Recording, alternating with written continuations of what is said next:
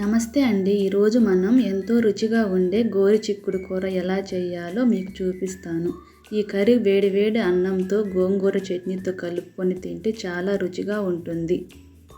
ముందుగా గోరుచిక్కుడును సాల్ట్ వాటర్లో వేసి శుభ్రంగా కడిగి చిన్న ముక్కలుగా కట్ చేసి పెట్టుకోవాలి. ఇప్పుడు ప్రెషర్ కుక్కర్లో కొద్దిగా ఆయిల్ వేసి వేడయ్యాక ఆవాలు, జీలకర్ర, మినప్పప్పు, శనగపప్పు వేసి వేయించాలి.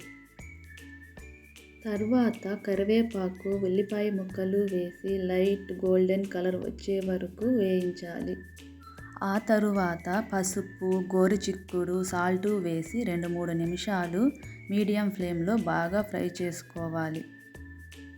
ఇప్పుడు ఒక టీ గ్లాస్తో నీళ్లు పోసి కుక్కర్ మూత పెట్టి 2 విజిల్స్ వచ్చే వరకు ఉడికించుకోవాలి.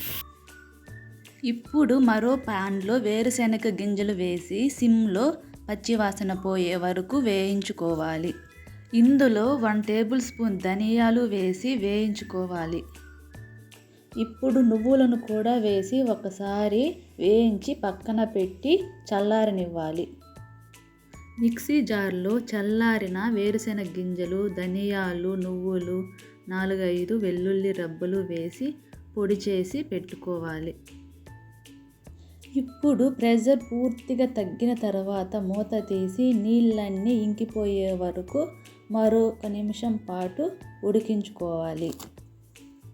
నీళ్ళన్నీ ఇంకిపోయిన తర్వాత కారం, మిక్సీ పట్టిన వేరుశెనగ గింజల పొడిని వేసి బాగా కలిపి మరో 2-3 నిమిషాలు సిమ్లో మగ్గించుకుందాం. అంతేనండి, ఎంతో సింపుల్ అండ్ టేస్టీగా గోరుచిక్కుడు కూర రెడీ అయ్యింది. ఇప్పుడు కొత్తిమీర చల్లి సర్వ్ చేసుకుందామండి. మీరు కూడా తప్పకుండా ట్రై చేసి ఎలా వచ్చిందో కామెంట్లో చెప్పండి. వీడియో నచ్చితే లైక్ చేయండి, సబ్స్క్రైబ్ చేసుకోండి. Thank you.